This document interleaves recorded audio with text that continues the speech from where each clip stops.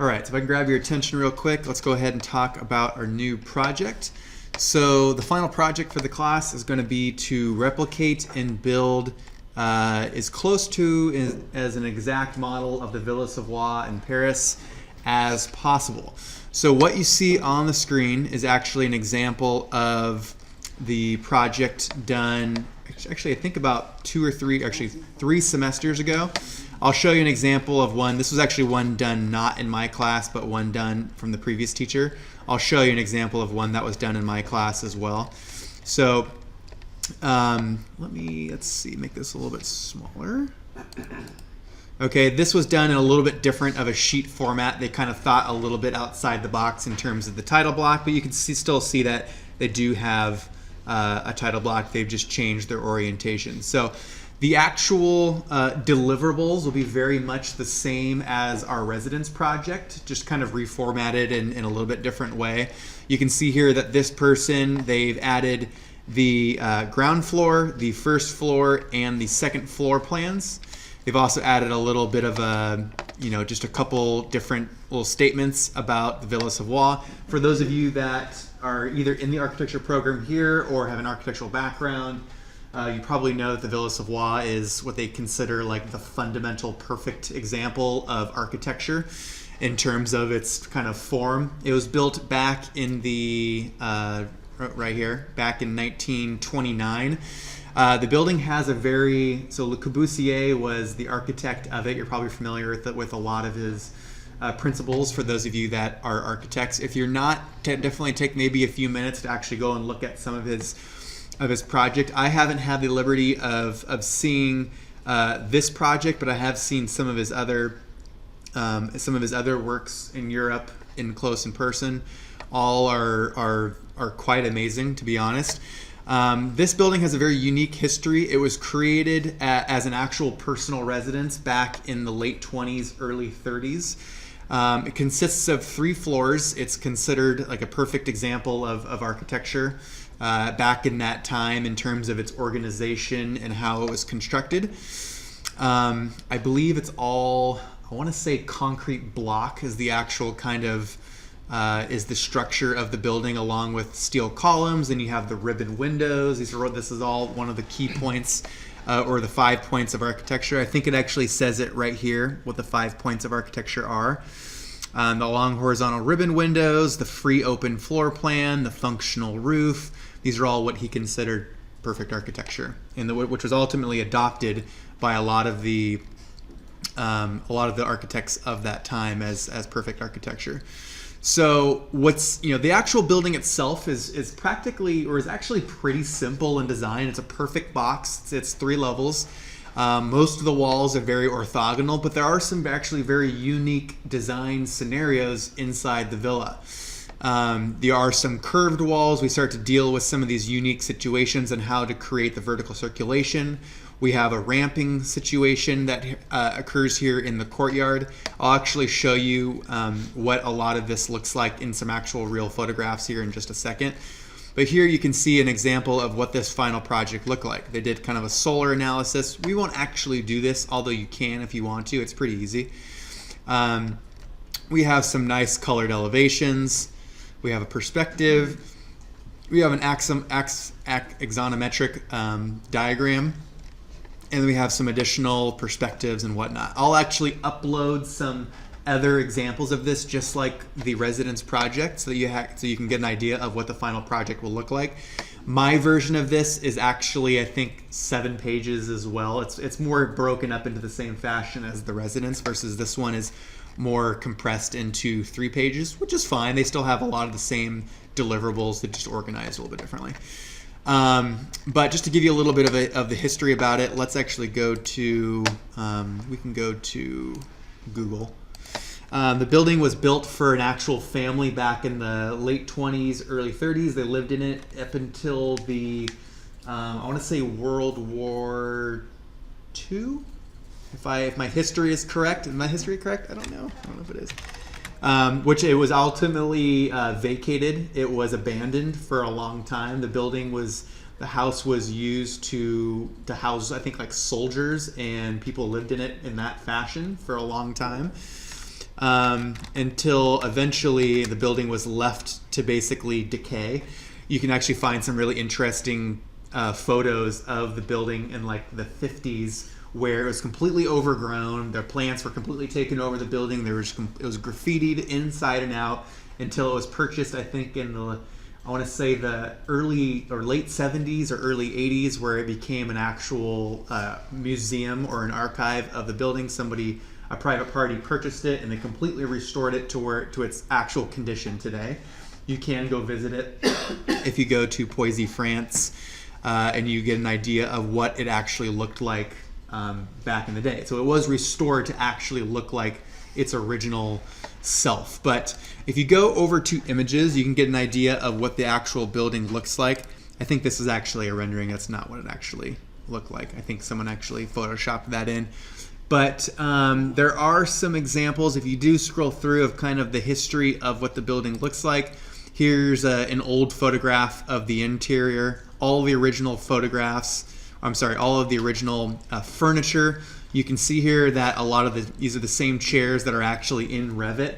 Revit, for whatever reason, loves Corbusier, and they have all of his furniture inside the program. So that Revit chair that you see in the program, that's that right there. There's his Chase Lounge that he created. Let's do a little tour though of the building. So there's the original construction. Let's start at, okay, here's a good little aerial. So if you look here at the bottom, you'll see that you have this nice curved wall here. It was originally designed to actually be approached from the other side. You actually drove through here in your automobile. And at that time, the French automobiles were really tiny. They were like little Peugeots. Yeah, exactly. There were these tiny little cars that would basically drive around this little colonnade and then would eventually, let's see, here's another photo, pull into this actual wall right here. Actually opens up. It's an accordion style wall that opens up to which you would park in. You'll get a better sense of what that is when you actually look at the floor plans that I'll be giving you. But you can see here the approaches here from this side. You'd wrap around the wall and you'd park inside.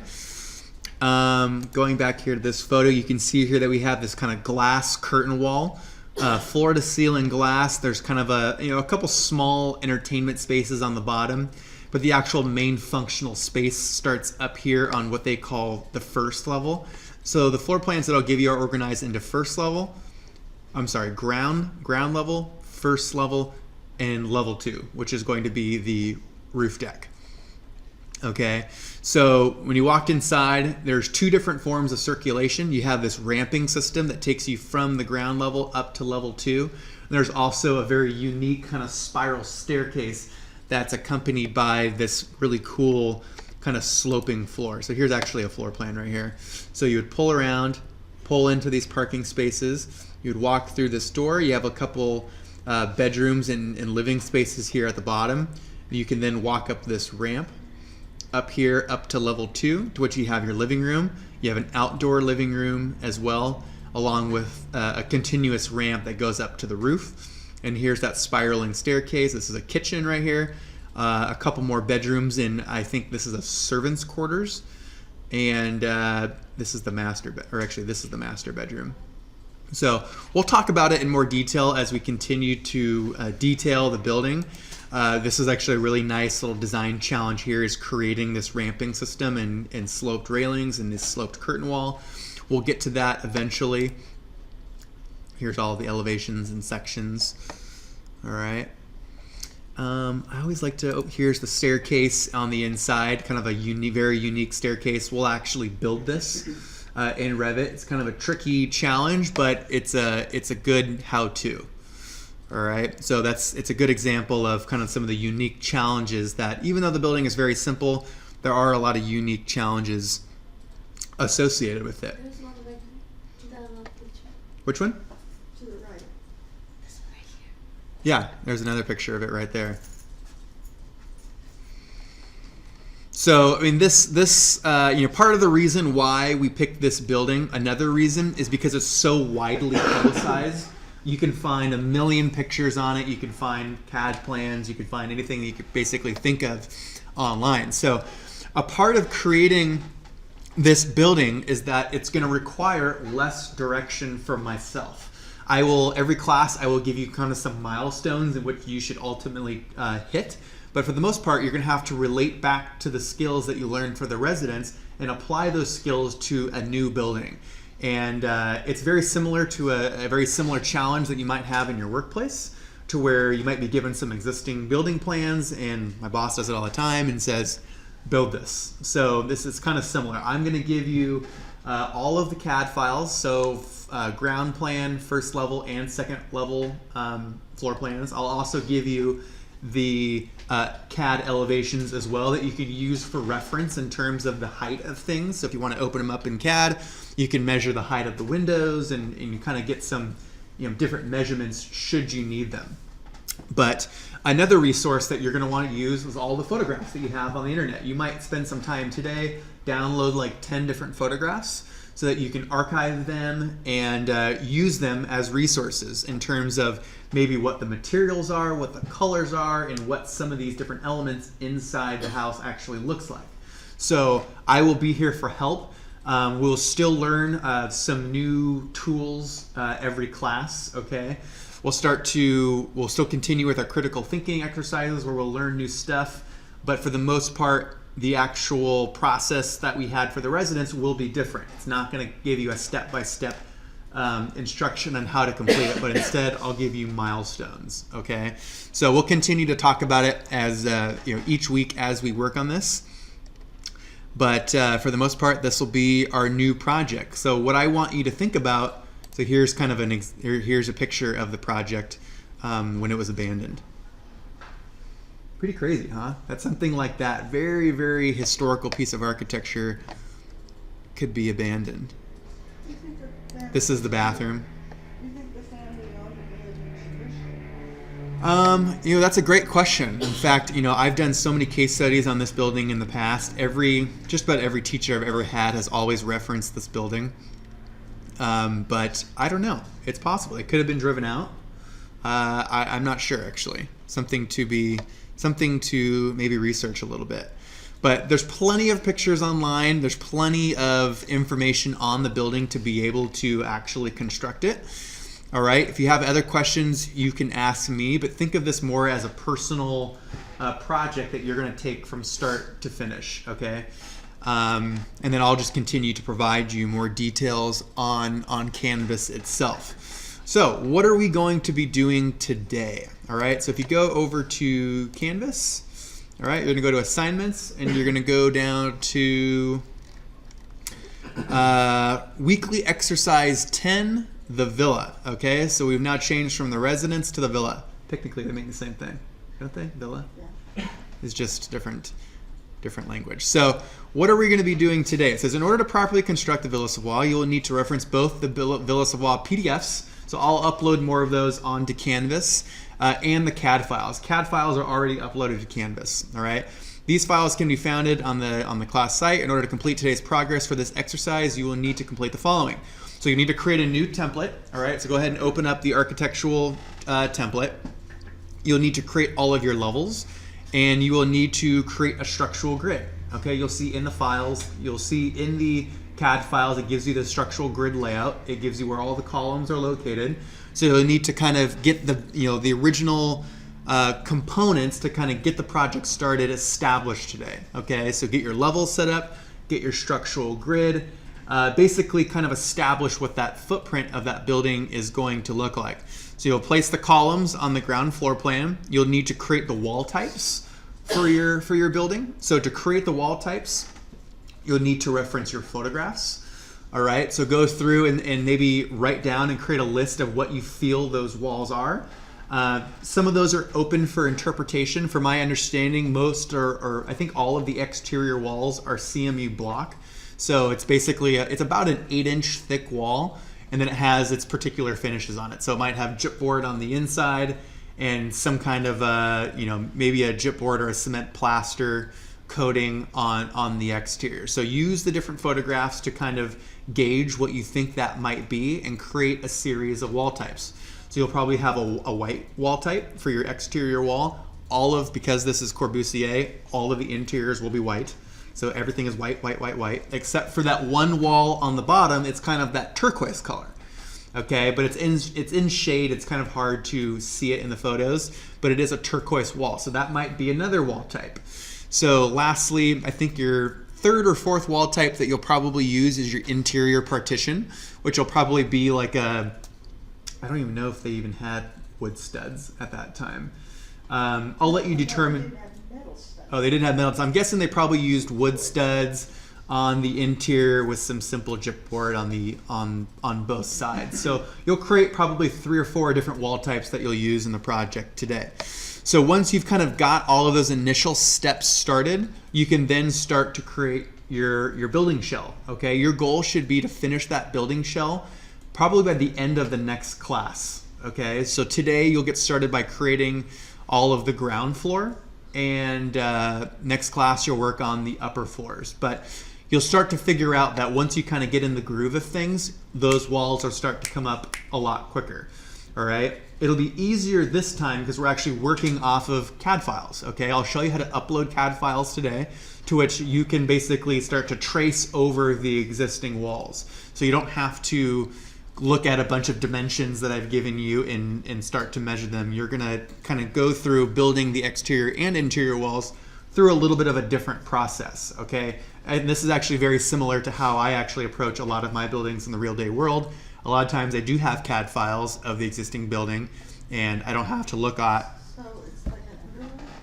Yeah, it'll be an underlay, but the nice thing about CAD files is you can actually use your pick line tool and you can actually pick the lines of the CAD file, because they're actually selectable lines. They're not just, it's not like a JPEG where it's just a reference. Okay, and I'll show you how to do that here in just a second. So your goal should be to basically get the ground floor of the villa started. But a lot of what today is just kind of investigation, exploration, in getting the project set up for you to really move forward the next, 5 or 6 classes or whatever we have. All right, so I'll let you finish reading through all of this, but let's go ahead and get started in terms of getting some of this work started. Okay, I'm going to go ahead and show you how to get the project started and upload the CAD file, and I'll do a couple of the exterior walls, but from there I'm going to let you take it from that point on. Okay, so let's go ahead and do that. So I'm going to go ahead and create a new file. Okay, make sure you guys save this to your thumb drive and have all your backups set up. All right, so we'll open up Revit. This is recording, yep.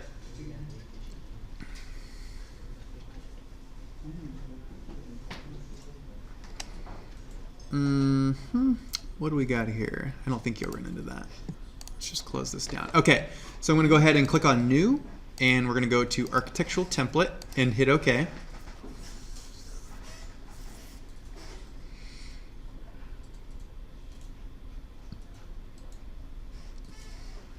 And here we go. We have our basically our basis for what we're going to be working with. I am going to go to Canvas and I'm going to download one of these elevations. These elevations will show you the different levels that we're going to be working with. And actually, before we do this, for those of you that are going to be not working on the villa and they'll be working on your own how many people are working on their own project? Just one? Okay, no problem. So you might as well. Okay, no worries. The only difference between what you'll be doing and what I'll be doing is that I will reference the villa the rest of the semester. So you'll kind of have to adapt what we're doing to your own personal project. Is it okay to send them the work that we're doing? Yeah, so just follow the exact same instructions, but do it for your own project. Okay, but you'll still approach it the exact same way. You'll still try to find CAD files or reference files that you can use to work off of, but you'll still approach the project the same way, okay? But just, unfortunately the videos that I'll create throughout the class won't reference your project perfectly. Yeah, it will help a lot, exactly. Okay, so I am going to download one of these elevations. The elevations will show you our different datum points that we'll use. Let's see here. Let's open this in AutoCAD. So even if you don't know AutoCAD, that's okay. I'll just show you how to open the different file and just show you basically all you'll need to do for this class. So CAD files, let's open up AutoCAD 2017. You won't actually have to draw anything in AutoCAD, so it should be pretty easy.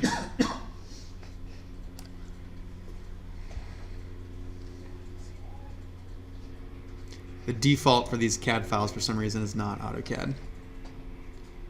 Although I think you can actually, I think you can open them up and it will give you like an actual browser viewing option, but I want a little bit more capability, so I'll open these in CAD. I want to be able to take dimensions and kind of take measurements of some of the exterior walls and windows.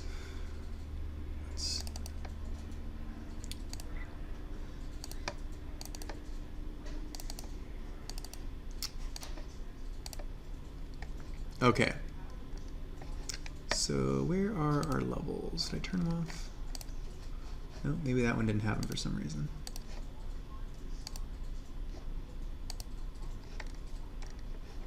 Huh. Why? I thought I had levels on these, but I guess not. So let's see here. Did I put it on the PDF? I know I had to have given them to you in some fashion. Oh, let's just reference the actual PDF for now. I thought the levels were on those, was on that plan, but let's reference the file that I just showed you. Where to go?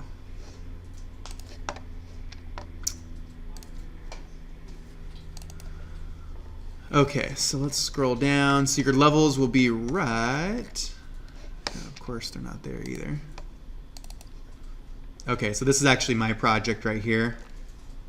Okay, so we have ground floor at 0, 0, floor 1, 10 foot 8, floor 2, 21 feet 3 3/4, and then your parapet. Go ahead and just round that up to 31 feet. That's kind of silly. This can be 21.4 as well. Okay, well, let's go ahead and create those different elevations. So 10 foot 8 will be our first one. So I'll go back to our Revit file. Let's go to an elevation. Let's change this to ground floor, just so that our references are the same. Yes, I want that to relate to my views. Let's change this to level 1. Yes, and let's make this 10.8. Okay, and then our next level is going to be, let's see, we'll just say 21.4. So let's copy this up. Let's type in 21.4, and let's call this level 2. That looks good. And then we're also going to create a level for the parapet, which is going to be 31 feet. All right, so I'll copy this up. And we'll change this to 31 feet even. And we're going to call this parapet. You know what? Does anyone notice one thing that I did wrong here? Yes, exactly. We have the wrong type of levels. So I unfortunately just forgot that when you copy it, it does not create a separate view. So no problem. I'm just going to delete these, and I'm going to go over to architecture, level, and make sure that we're going to get a plan view from these different views. So let's see. We want 21 foot 4 inches. So I'm going to start by just offsetting this. Was it 9 feet 4 inches? Close. What did it say? 21.4? Yeah. Okay, we'll call that level 2.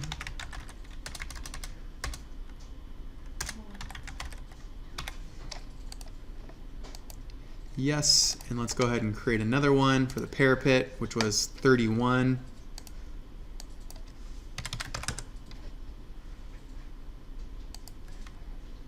God, my math was not on point today.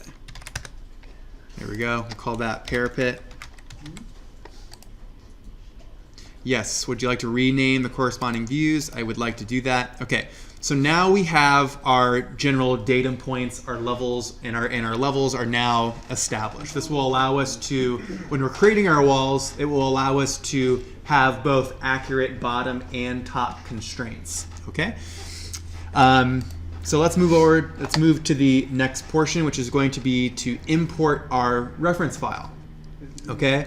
So I'm going to go to my ground floor plan, all right, to where we have this right here. And from here, I am going to go to let's see, I'm going to go to insert. All right, and from here we have the ability to insert a variety of different objects. All right, you can link other Revit files. We're not going to be doing that, but you do have the option to link other Revit files. A good example of this is if you have like a multi-building site where you have multiple Revit files, you can link them all into one central master file. But today we're going to work with import CAD. So we have two different options: import CAD and link CAD. Let's talk about the differences between the two. If you import a CAD file, it's going to be a singular reference. So as soon as you import it, it's no longer associated with anything else. However, you also have the option to link a CAD file. Okay, where this becomes really valuable is maybe you have someone in your office that's working on a CAD file as well as someone working on a Revit file. So maybe I import the CAD file into my Revit file, and a week later, the guy in my office says, by the way, I made some floor plan changes. Okay, great. I'm going to go over to my links and I'm going to refresh that CAD file, and it will then show me the updated changes that were made. And if I need to make changes to walls or something along those lines, you'll see the difference between what you had and the newly revised CAD file. So the reason why you would want to link something is if you know you might potentially be making changes to the file, okay, so that it's going to continuously update if somebody else is working on it. For this class, you're not going to make any changes to that CAD file. How it is how it is. Okay, so you can use the import CAD option. Technically, both will work exactly the same in this instance. Yeah. What amount of memory is used by either option? So if you're limited on your memory. I think they're the same. I don't think they really have. I mean, there's got to be a reason why Revit chose to have both options. I would think if you import it, it's using the memory to import it, but if you're linked, it's... Yeah, that's a good question. In terms of actual computer memory, I don't know. I just usually, but I'm guessing there's a reason why they gave you both options. Like, why would they not just give you the link CAD option and just call it a day? That's a good question.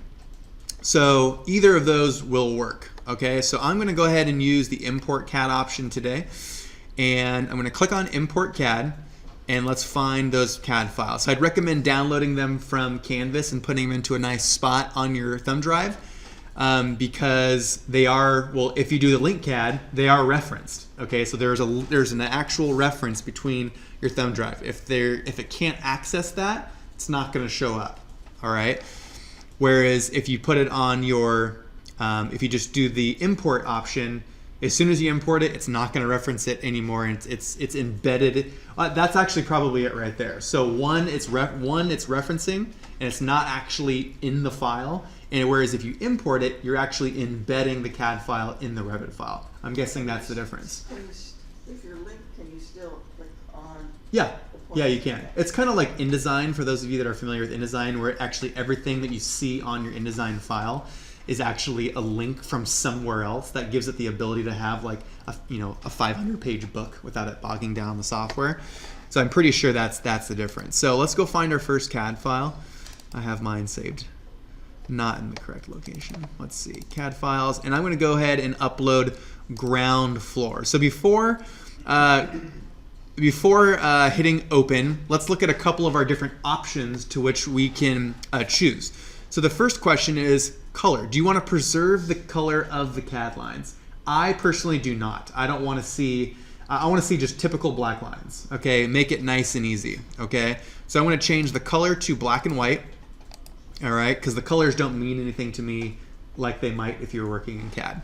All right, layers and levels. I'm going to go ahead and leave that on all. Import units, I'm going to say auto detect. So if the units in the CAD file are at feet and inches, it will bring them in at feet and inches. Okay. So positioning, auto origin is fine. You can also do manual if you want to place the actual CAD file in an exact spot. Okay, so that's fine. And then it says place at. I'm going to go ahead and choose this on the ground floor. Okay. You can actually place them on the respected levels though, if you want to. All right. I'll show you how to do that once we actually import it. So I'm going to go ahead and click on open.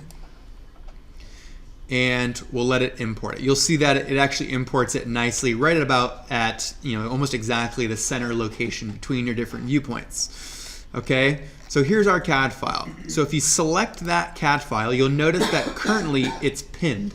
Okay, you're going to want to leave it in the pinned location. So the reason is if I go to my 3D view, you'll notice that this is an actual three-dimensional object. Okay, if I select that CAD file, notice that I have a base level.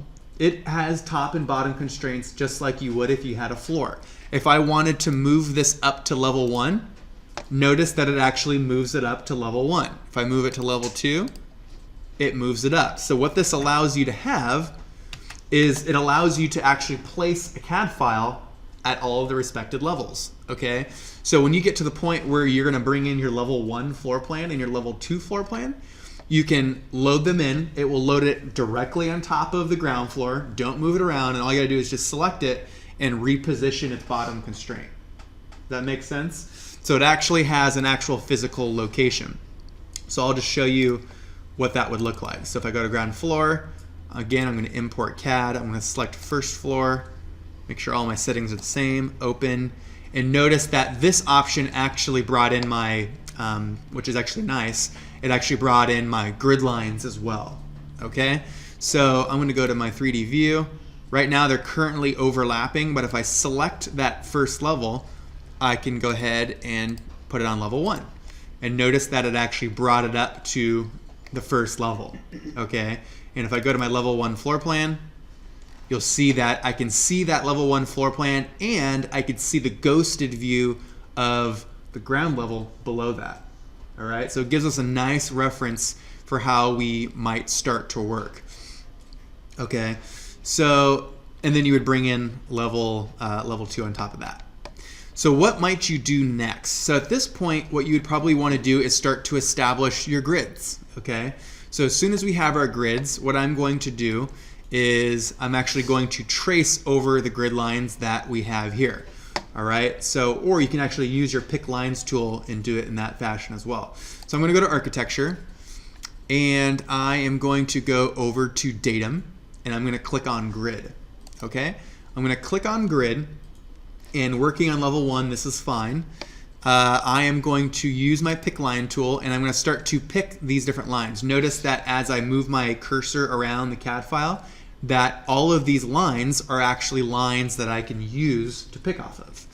Okay, so I'm going to start with A, and I'm going to click on that. Notice that it called it 1. Okay, I want to change that. I'm actually going to click on it, and I'm going to call it A. Okay, so now when I create my next one, and I click on B, notice that it just created it as B. And I'll go through and I'll click on C, D, E, F, G. Okay, and now I'm going to go over to 1. I'm going to click on 1. All right, I'm going to select that grid bubble, and I'm going to call this 1. All right, and I'll do the exact same thing. Go to architecture, click on grid, and select 2, 3, 4. Notice that the numbers have automatically updated. All right, and if I want to now, I can select my grid lines. I'm going to pull them out a little bit just so that I can let them be different than the actual CAD file. Okay, so that looks good. So once I get that established, I'm actually going to want to turn those grid lines from the CAD file off. Okay, so just like when you're working in a Revit file and you have your visibility graphics and how you can go and you can turn off your walls, you can turn off all the different components of your model, you can do the same thing with a CAD file. Okay, so what I'm going to do, all right, just so you can see this in 3D. All right, so what I'm going to do is I am going to go over to my visibility graphics. So I'm going to go over to manage, actually view, I'm sorry. View, I'm going to click on visibility graphics. So I'm doing it from this location because I actually want to turn them off in the entire file. Remember that if you click on the visibility graphics in a particular view, you're going to alter them just in that view. Okay, so what I'm going to do is I'm going to go over to imported categories. All right, imported categories, and notice here that I have both of my CAD files. Okay, from here I can click on the expand button. So for ground floor, and here I'll notice all of my different CAD layers, or these are all of my different layers that I actually have in the CAD file. All right, and so I can then find the one that is associated with my grid. So I'm just going to guess it's this one. Maybe I turn off both. So S grid, and I'm going to go ahead and click on apply. And OK. And apparently that wasn't it. We'll find it. We'll find it. There's only so many. All right, so I'm going to go to first floor. Let's see. One of these will have. It was the second cover. No, that's right. It's yours. Which one could it be? So if you really want to know, you can always open the CAD file and you can click on it. A and a note. It might be one of those.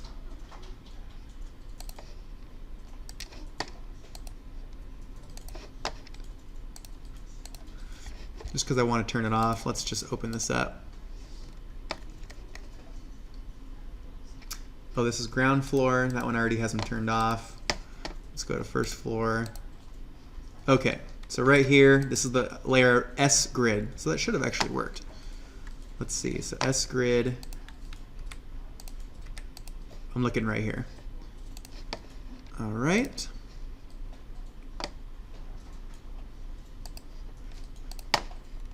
So why are we still seeing that grid? Let's try my visibility graphics in my view. Imported categories. Oh, I see, because I was actually working off of the ground floor.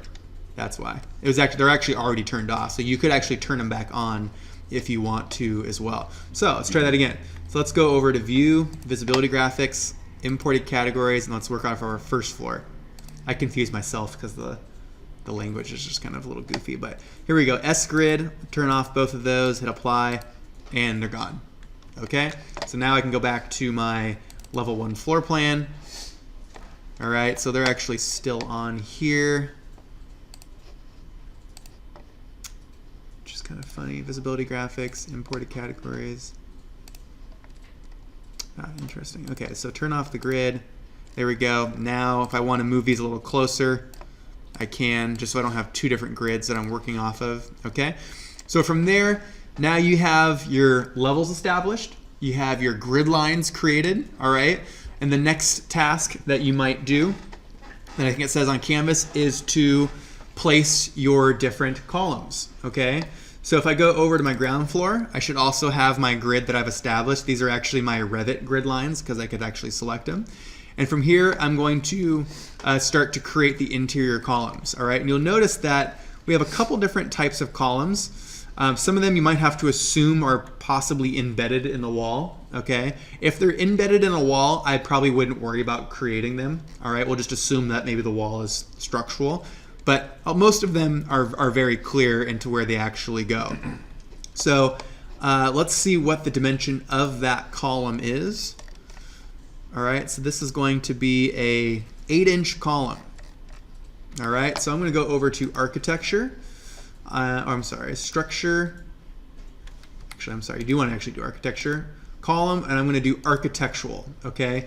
You could do structural, but I'm just going to create just a basic round column. I'm not going to actually go and upload an actual structural member. Okay. You could actually find like a tube section or something like that if you wanted to, but I'm just going to use a basic round circular column. So I'm going to go ahead and go to Edit Type, Load. And I'm going to go to columns, and I'm going to click on round column. All right, hit open. And I'm going to, let's see, do we have an 8-inch column already? We do not. We have a 6, a 12, and a 24. So what will I do now if I want to create an 8-inch column? Exactly. So we'll duplicate that, and we're going to call this 8-inch diameter. All right, and we'll change the diameter of that to 8 inches. All right, if you want to go through and add materials, you can start to do that as well, based off of what you see in the photographs. All right, so here's my column. So I'm going to go through and start to place all of these columns. Notice that we have a grid lines to work off of, so I could snap to the intersection of those grid lines. All right, so I'm going to go ahead and hit snap. And I'm going to go through and place all of my columns at the respective locations. Okay, so you could do them manually, you could do them, you can see that most of them actually kind of comply with the actual grid. Some of them are kind of not on the grid lines, but you could then copy them, Just trying to think of how you could start to speed things up a little bit, okay? I'm not going to do all of them right in front of you, just because I don't want you to have to watch me do that for 5 minutes. But you can start to go through and place the columns throughout your entire project. Okay, so there's another one right there. And that's pretty good. So I'm not going to do all of them, but what you'll do from here is I'm going to look at this in a 3D view, and you'll see right now that all of these columns go from our ground level to our first level. All of these will actually need to go up to the top of our walls. Okay, so I'm going to go ahead and click on one. I'm going to right click, click select all instances in view, visible in view. Okay, and it's going to select every column that's exactly the same. And then from there, I can go ahead and change my different constraints. Okay, so I'm going to change the top level constraint from level 1 over to level 2. And ideally, you're going to do that once you've actually placed all of your columns. And that will give you your general structural grid for the entire project. Where was select all instances? So if you select on one, you're going to right click, Okay. and you'll click on select all instances, visible in view. Or an entire project, because technically right now they're exactly the same. Okay? Everything that's in the project is also in our view. All right, so those are all of our columns. So what might you do next? The next step you're going to probably want to do is start to kind of create the exterior building shell.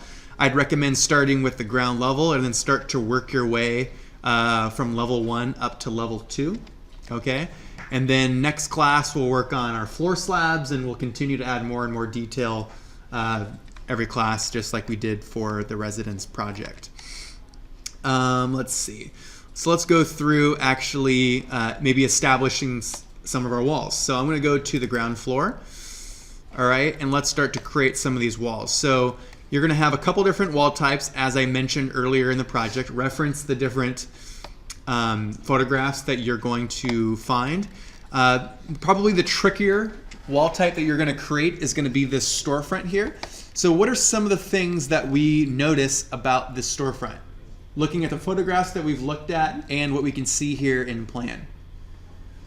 So it's a curved, yeah. So that's kind of challenging. So we'll go ahead and use our pick lines tool. But this will give you an idea of what the spacing is. So you'll have to create a structural grid based off of what you can see in the plans and in the pictures. So you can see right now that our vertical grid spacing, is about 1 foot 4 inches or so, 1 foot 6, somewhere in that range. All right. So that will give you an idea. That will allow you to create that curve. Something to remember is that when you're dealing with curved storefronts, the glass is not curved. Okay, so it's just composed of lots of little straight segments. So the more segments you have, the more of a nicer, gentler curve you'll be able to establish. The less segments you have in your storefront, the more, rigid of a curve that you're going to have. All right. So hopefully, as long as you set up the curve or set up the grid spacing like you see here, you shouldn't have a problem with that at all. Okay. So I'll let you kind of use your imagination and start to go through and with the tools that you've learned to create those different segments. And if you have trouble, I'll go through and I will help you guys. And you will run into some problems, I promise you that. And I'll create some little videos on how to create the different segments. Because some of these little pieces will be tricky. Like, how are you going to create this accordion wall right here? Well, there's not really an accordion wall option in Revit. So what's the closest thing that you can create to closely resemble that? Okay, so I'll let you think about that. I'll let you think about what you might do, and then probably half of you guys will get stuck on how to actually create that, and then I'll tell you what I would do. Okay, but let's look at how we might create some of these interior walls, okay, and exterior walls. So I'm going to create just one wall type right now. So if you look at this wall type, this is 3 7/8 of an inch. I believe that's equivalent to, is that a 2x4 basically with chipboard on both sides. So let's go ahead and create that. So I'm going to go over to wall, and I don't think that's actually already an option. So let's just create it ourselves. Edit type. I'm going to duplicate this. I'm just going to call this interior wall partition. All right, that should be probably the only one that you're going to use. I think there may be some thicker structural walls that you might make a different one. But let's make this the structure. We're going to say 3.5 inches for a 2x4. I'm going to make the structural material lumber. And I'm going to insert gypboard on both sides, just real basic wall assembly. So finish, let's make this 5/8 of an inch. This will actually be a little bit thicker than what is currently on this CAD file. But that's, yeah, I'm actually guessing it was probably plaster. That's probably a good point. They didn't have gypboard back in the 30s. So you can create a wall type that's exactly that width. If it's a little bit off, if it's 4 inches, not a big deal, okay? I'm just gonna, let's go ahead and just say let's just say this is plaster. And we'll make it a 1/4 inch on both sides. We'll say it's 4 inches. So let's say plaster. Do we have plaster? No, I'm just gonna say gypsum wallboard for now. You guys can create a plaster layer if you want to. I know you guys know how to do that. So I'm just gonna say okay. I'm gonna say this is a 1/2 inch plaster coating. And I'll create the same thing. Whoops. At the bottom.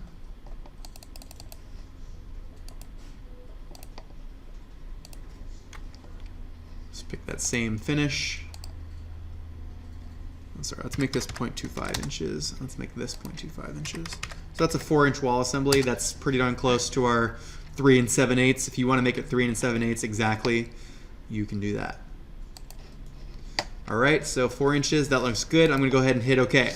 So from here, you can start to trace our interior walls in a couple different fashions. The first thing that you're gonna wanna do is make sure that you pay attention to your base and top constraints. So using the photographs that you have to work with and using the different CAD files, you can kind of get an idea of which walls go only up to the next floor and which walls are actually maybe, multi-level, okay? So if we look at this in 3D, you can tell that, probably all of the walls that are like right here, all of these partitions are probably all just single height, but all of the walls that surround the ramp are probably double height. So you'll have to do a little research and kind of reading the floor plans to figure out what some of those might be, okay? So, but let's go back to our ground level and let's start to trace some of these. So I could either I'm gonna use wall centerline just because when you actually bring your cursor onto the CAD file, it will actually detect the center of that wall. Okay, so you could actually physically draw them. So I'm gonna go up to level 1. All right, so ground level to up to level 1, and you could actually just draw them like so. All right, and you can see here that I can actually tell the difference between the CAD file and the walls that I'm actually drawing. Okay, but eventually you're gonna run into a situation kind of like this, whereas how do you actually draw that? Well, you could use the arc if you wanted to. So you could click on arc and click on that point, and you could click on about that point right there. That looks like about the edges of that curve. And then you could start to bend it accordingly.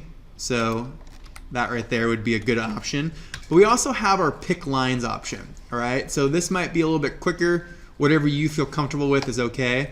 So I'm gonna use my pick lines tool like this, and I can start to actually pick the outer edges. Unfortunately, you can't pick the center or the core of the wall like we did when we were drawing. So you would actually change this to maybe core, let's see. No, not core center line. Let's do core face or finish face. I guess it doesn't really matter. Let's just do, let's do core face exterior. And see how, my goal is to get basically that dashed line to be in the middle of our wall. Okay, it's a little bit different in the sense that because we didn't do our pick lines option on the original ones, it's gonna pick up where that center line is just a little bit different than than we originally started tracing them. Let's see, right there, I think that looks good. And I could start to draw my walls in that fashion as well. So how you do that, that's up to you. You can either just draw right over them, you can use your pick lines tool. Just be aware of your location line and be aware of your top and your bottom constraints as you're drawing them, okay? Because what you don't want to do is later on in the project, as your walls start to kind of pop up in your 3D model, is you don't want to go through and start selecting them all and readjusting all of the constraints, and it becomes a big old process. So it's a little bit easier to just kind of slow it down in the first time you do it, and just make sure that you're drawing the walls correctly. It becomes really vital, especially in a project environment in real life, of understanding where those location lines are. I can't count the number of times when people have just done center line and they go through not thinking about maybe what's important for that project, and then they adjust the dimension of like the stud, and all of the dimensions are now out of whack because of how the walls are adjusted. So just pay attention to those different factors, okay? So what you'll need to do as you start to, eventually need to submit your progress, I believe it says on Canvas that you'll need to submit like a progress floor plan or like a progress perspective view or something along those lines. At any given point in time, you can start to set up your sheets. You already have your title block that you created earlier in the semester. If you want to update that accordingly, you can. You probably should call it, Villa Savoye project or something along that nature. And you can start to set up the sheets based off of what you're going to need to submit later on down the road. So it doesn't hurt to start to place, all of your elevations on the sheet. And obviously, as you continue to work, they're just going to continue to populate themselves until you're done with the project. Okay. So I had a student last year. I thought it was a great idea. He set up all of his sheets, all of his views right off the back onto their sheets, and then as he continued working, it just continued to update itself, and it started to look nicer and nicer. And he actually just submitted a progress set of all 7 sheets every single time. And every time he submitted a set, I just gradually saw the project grow and grow and grow. That makes sense? So a lot of the time will be spent this class probably just kind of getting the project set up, more or less, okay? And getting kind of the bones and the structure of the building. And the next class will really dive into getting all the walls and getting all that stuff finished. So any questions about what we have so far? Good? All right. You'll come up with questions. I know you will. So go ahead and take what we just talked about. I'm not going to go through and trace every one of the walls. Let's just really quickly, before we call it wraps, I'm going to open up what the actual completed villa looks like, and I'll leave that on the screen. You can actually use that as a tool if you want to as well. So if I'm not going to give it to you guys, but you can come up here, and if you want to reference something on my screen, you can do that. So let's open up the actual finished project.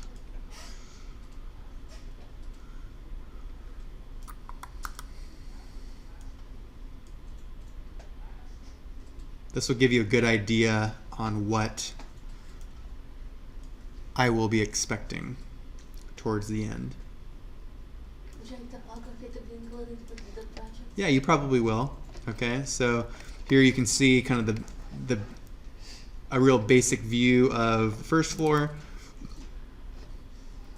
ground floor, second level. I think I actually have another version of this that's even more complete. I would say that most of your versions will be even more complete. I'll find my other version that has more details a little bit later. But here's an example of what that will start to look like. You can see here that we have our curtain wall at the bottom.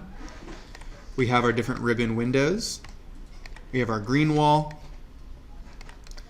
This is actually, if you look at this back wall, it kind of looks like louvers in pictures, but it's actually a very, very tightly made grid of glass in the back. Okay. Here's that kind of accordion style wall that we talked about. So I kind of thought of a very unique solution for that I think works pretty well. I'll let you guys think what you might think works good. All right, so we have our little patio. I actually, in my other version of this, I actually built all the planters and I added all the plants, and you can see here that we have our ramp, our walkway, our glass underneath. The glass actually allows the light to filter into the bottom spaces below. And then we have the little ramp up onto our actual usable little second floor space. You can see all of our columns. All of our columns are nice and neatly go through our different walls. Okay, so I will leave this up here. You can use this as reference if you would like. Other than that, it's 11:50. Let's work for about 10 more minutes, 10, 15 more minutes, and we'll go to lunch. Okay, and go ahead and continue to wrap up the critical thinking exercise if you haven't done that yet, and then go ahead and jump right into the villa. Sound good? All right, get started.